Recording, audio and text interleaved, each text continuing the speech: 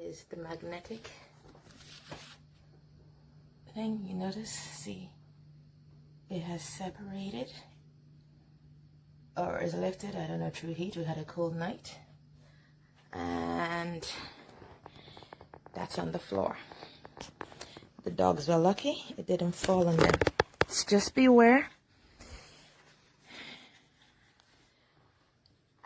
that it can stick, but it's unreliable. It will lose its stickiness over time. The magnet's strong, but the stickiness adhesive isn't great. So be warned. And that's not just one.